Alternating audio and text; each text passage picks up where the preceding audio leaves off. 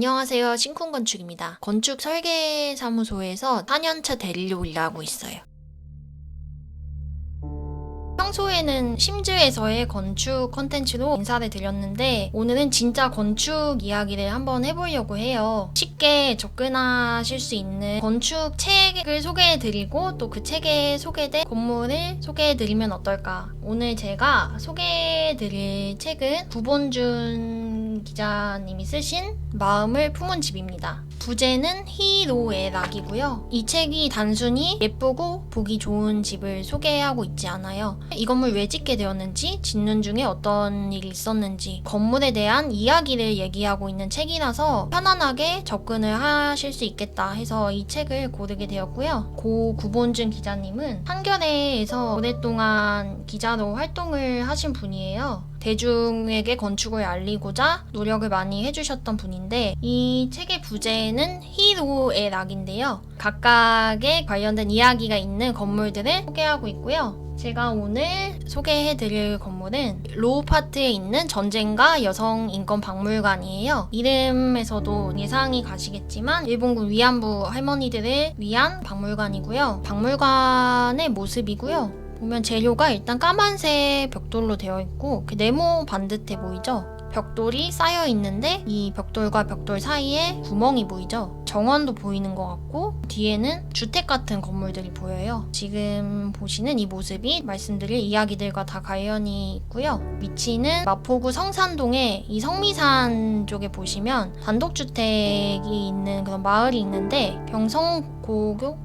경성고교 입구 교차로에서 골목으로 들어가면 벽화가 담에 뜨문뜨문 하나씩 있어요. 더 안으로 들어가면 전쟁과 여성인권박물관 그림과 함께 관람객들이 남겨놓은 메시지를 볼 수가 있고요. 주택 같은 모양이에요. 이 박물관이 이런 형태를 하게 된 데는 많은 이야기들이 숨겨져 있고요. 그런 내용이 이 책에 소개되어 있어요. 1994, 5년쯤 되면은 해방하고 50년이 흘렀잖아요. 세월이 흐르면서 할머니들이 한 분, 두 분 돌아가시기 시작하면서 이분들의 이야기를 기록하는 사료관이 필요하다. 필요성이 제기되기 시작했고 시민들을 대상으로 모금을 해왔고 최종적으로 20억 원의 돈을 모을 수 있었는데요. 지금 서대문에 독립공원이 있어요. 부지를 제공을 받아서 큰 규모의 박물관을 지을 수 있었던 거죠. 설계를 다 하고 공사 시작만 남은 상태에서 이 프로젝트가 다 무산이 됐어요. 몇몇 단체들이 왜 순국선열의 어를 기리는 독립공원에 위안부 박물관을 짓냐 반대를 심하게 했고 결국에 새로 부지부터 정해야 되는 상황이 돼버린 거예요. 지금의 이 땅을 매입하는 데만 17억 원을 썼대요. 나머지 3억 원으로 박물관을 만들어야 했어요. 당시에 설계하신 분이 한 가지 제안을 하셨어요. 젊은 건축가들에게 기회를 주면 어떠냐. 젊은 건축가들이 박물관이나 도서관 이런 공공에서 주도하는 프로젝트를 하기가 굉장히 어려워요. 현상 공모를 통해서 제출을 하면 그 중에서 한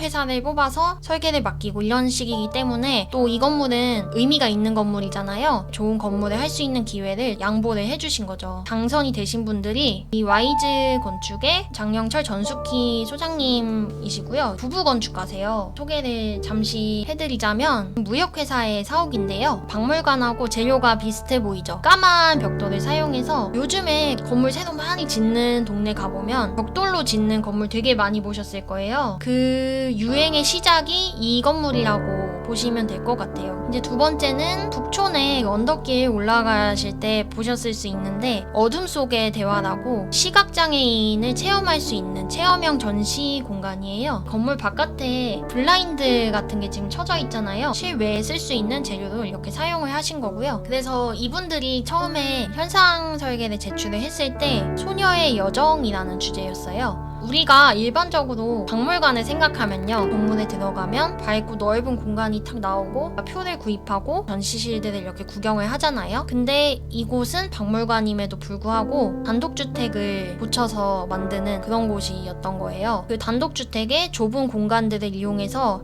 하나의 긴 연결되는 동선을 만들어서 전시의 동선으로 사용하자 아이디어를 내셨고 이 전경사진을 보시면 집의 대문이 이 정면에 나 있어야지 정상인데 이곳 이곳은 사진 가장 왼쪽 끝에 이곳이 정문이에요. 저 문으로 들어가면 나오는 곳이 바로 여기 마지방이라고 써있는 공간인데요. 여기에 딱 들어갔는데 여기 문 닫았구나 이렇게 생각을 했어요. 되게 어둡고 그 깜깜한 데서 어느 문을 하나 열어주시더라고요. 뒤쪽에 이 쇠석길 이곳으로 가게 됩니다.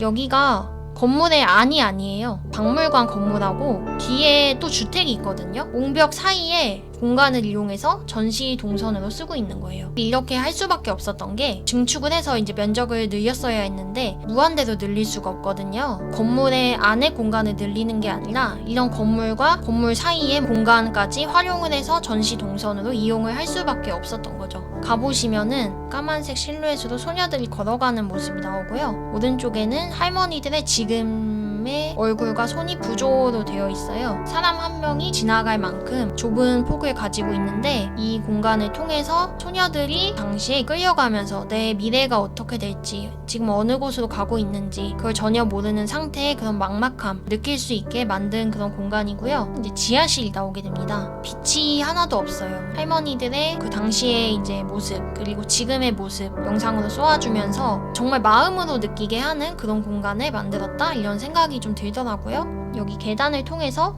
1층이 아니라 2층으로 가게 됩니다. 이 계단을 한번 볼까요? 이게 지금 계단이 있는 벽이고요. 가운데 공간에 철제 계단이 있어요. 벽돌이 굉장히 낡아 보이는데 원래 이곳에 있던 그 단독주택의 벽이에요. 몇몇 벽돌이 툭툭 튀어나와 있어요. 할머니들이 직접 하셨던 이런 이야기들이 이 벽돌에 드문드문 이렇게 붙어 있습니다. 기존 건물의 벽돌로 된 구조와 새로 증축한 그 철제 계단이 만나서 시간의 중첩과 연속을 보여준다. 그래서 아픈 과거를 딛고 새로운 미래로 나아가려는 이 건물의 의미를 표현하는 공간이라고 이 책에서는 이야기를 하고 있어요. 계단을 지나서 2층으로 올라오면 갑자기 공간이 굉장히 밝아집니다. 이 사진 가운데서 까맣게 칠해져 있고 여기에 뭐가 쓰여 있어요. 이 건물을 짓는 데에 수많은 시민분들이 비용을 모금을 해주셨잖아요. 그분들의 이름을 하나하나 적어놓은 그런 벽입니다. 하나의 전시물이자 이 건물의 상징물이자 기념비이다 이렇게 얘기를 하고 있고요. 또 하나 가장 중요한 공간이 추모관이라는 공간이 있어요. 우리가 사진에서 보았던 이 벽돌 안쪽의 공간입니다.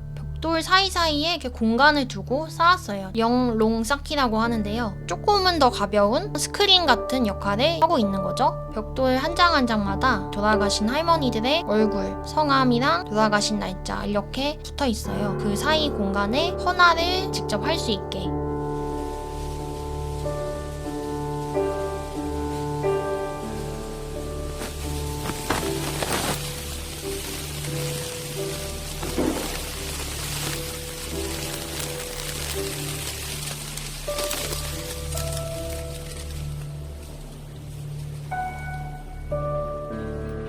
추모관까지 다 돌아보고 나서 1층으로 내려가면은 박물관의 뜰이 보이게 돼요. 처음에 이 박물관에 들어가서 그 바닥에 쇠석이 깔린 길부터 시작해서 계단을 거쳐서 2층에서 1층 그리고 이 뜰 전체의 동선이 치유의 과정이라고 생각을 하신 거예요. 이분들이 전 세계에 있는 추모를 위한 공간들을 조사를 해봤는데 희생자들을 기리는 그런 공간은 있지만 하나 더 넘어서서 치유를 위한 공간이 없더라. 단독주택은 마당이 있기 때문에 동선을 지하에서 시작해서 1층의 마당으로 끌어오면서 하나의 이야기를 만들어낸 거죠. 스토리텔링 박물관이라고 해요. 건물과 이 전시 자체가 하나의 큰 이야기를 담고 있는 그런 공간이라는 얘기로 보이고요. 이 건물에 사용된 이 재료가 전벽돌이라고 하는 동양의 전통적인 벽돌이에요. 우리나라를 비롯한 동양에서 궁궐과 사찰의 담장, 굴뚝 등에 사용하기 위해 제작된 흑색 벽돌이다. 기와와 함께 전통적인 건축 재료라고 생각을 하시면 될 것 같고요. 이렇게 벽돌을 사용한 이유가 세 가지가 있는데요. 첫 번째는 기존에 있던 단독주택이